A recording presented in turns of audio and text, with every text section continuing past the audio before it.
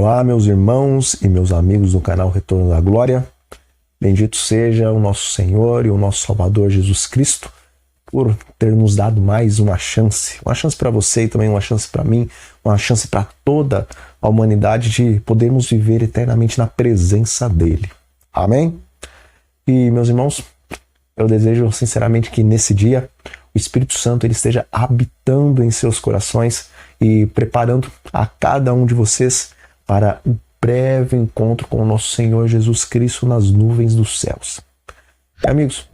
hoje, como vocês estão vendo, eu não estou em minha casa e por causa disso eu não gravei lá no estúdio, mas mesmo assim eu quero fazer uma breve meditação com vocês. E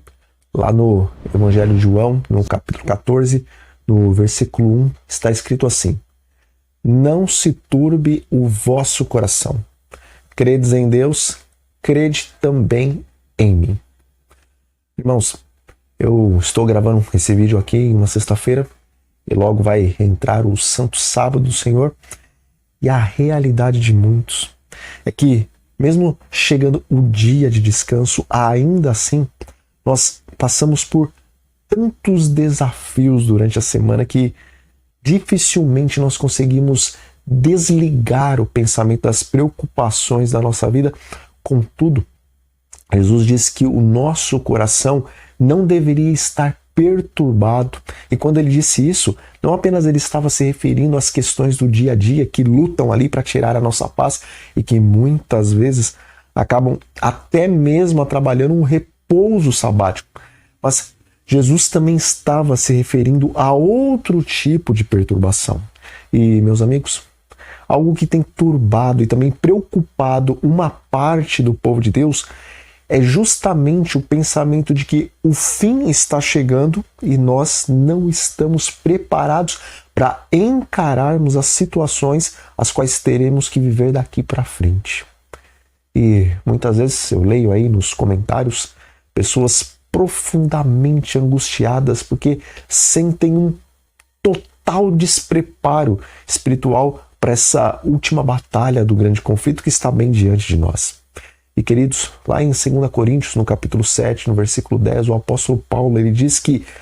a tristeza que vem de Deus, ela produz arrependimento para a salvação e ela não traz pesar para ninguém, mas a tristeza do mundo, ela produz morte. Veja, na carta à igreja em Laodiceia, nós encontramos uma das mais sérias advertências do Senhor ao seu povo, e ali o próprio Cristo, através lá do seu servo João, ele manda dizer aos que estivessem vivendo nos últimos dias da história do pecado que espiritualmente eles são miseráveis, pobres, cegos e nus, e que o Senhor estava a ponto de vomitá-los da sua boca. Contudo, embora essa seja uma séria acusação e uma advertência terrível, ainda assim, amigos, o apóstolo Paulo disse que essas advertências não devem causar desespero, mas sim, elas devem causar uma tristeza, a qual gera o verdadeiro arrependimento, e esse arrependimento nos leva à salvação em Cristo Jesus. Irmãos, verdadeiramente o povo dos últimos dias é um povo que está muito, mas muito distante do ideal do Senhor. E o Deus de Israel não hesita em apresentar claramente o complicadíssimo quadro da igreja em Laodiceia. Contudo, enquanto o Espírito Santo, através dessas advertências, procura trazer um senso de solenidade ao coração daquele que está lendo para levá-lo a tomar então uma definitiva decisão de verdadeiramente ser um remanescente da profecia, por outro lado, Satanás ele está constantemente trabalhando para levar alguns a desprezarem as advertências e até mesmo se levantarem contra aqueles que estão pregando essas advertências, mas ele também procura levar outros, os quais são mais conscientes da situação preocupante de Laodiceia, a um estado depressivo, a ponto de alguns, irmãos, até mesmo desejarem a morte por acharem que nunca vão conseguir viver à altura do que o Senhor está pedindo para o seu povo. Bom, o Senhor é um Deus de equilíbrio, mas Satanás está sempre tentando trabalhar para levar o ser humano a um dos extremos. E meus amigos, se você está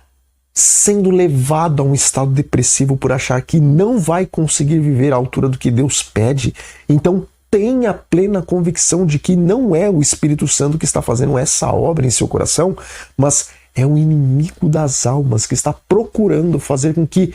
você venha a desistir do reto caminho. Veja,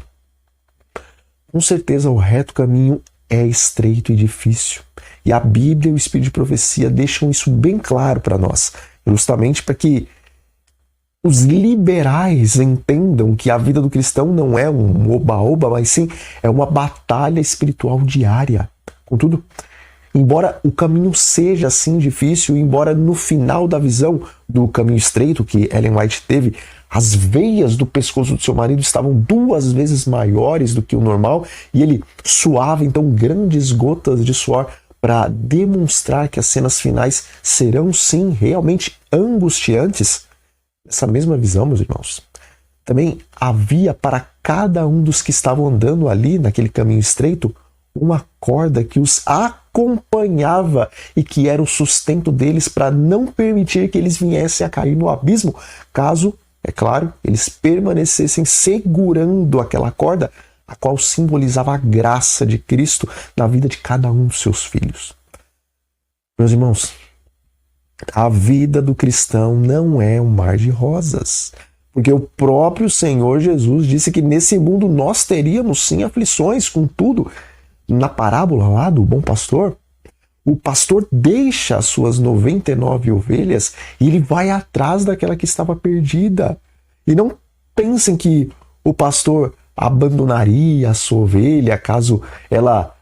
estivesse presa em espinhos ou talvez atolada em alguma fossa de lama ou qualquer outra situação complicada. E na verdade, irmãos, ainda que a ovelha tivesse sido abocanhada por um leão ou por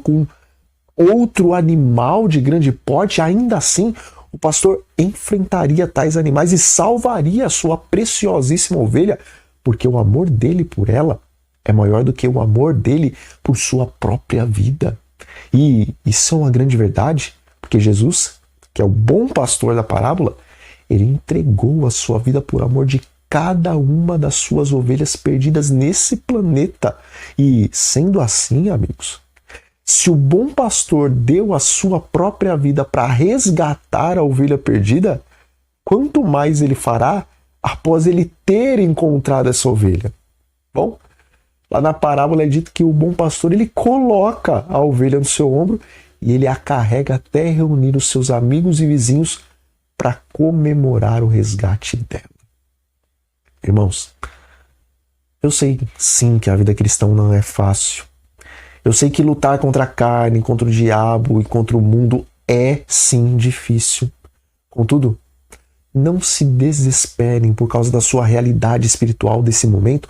mas tenha plena convicção que Cristo não está desejoso de vomitar ninguém da boca dele, mas ele está sim mais do que desejoso de levar cada uma das suas ovelhas nos ombros até o lar celestial. Portanto, se nós tomarmos dia após dia a decisão de viver os planos de Deus para a nossa vida e de viver aquela santificação sem a qual ninguém verá Deus, então tenhamos plena convicção de que Jesus está disposto a fazer todo o possível para nos ajudar a obter a completa vitória sobre o pecado. Bom, essa foi uma pequena meditação, mas eu espero sinceramente que o Espírito Santo tenha falado ao coração de cada um de vocês, meus irmãos. Então, um grande abraço a todos, fiquem com a paz do Senhor Jesus Cristo e até a próxima.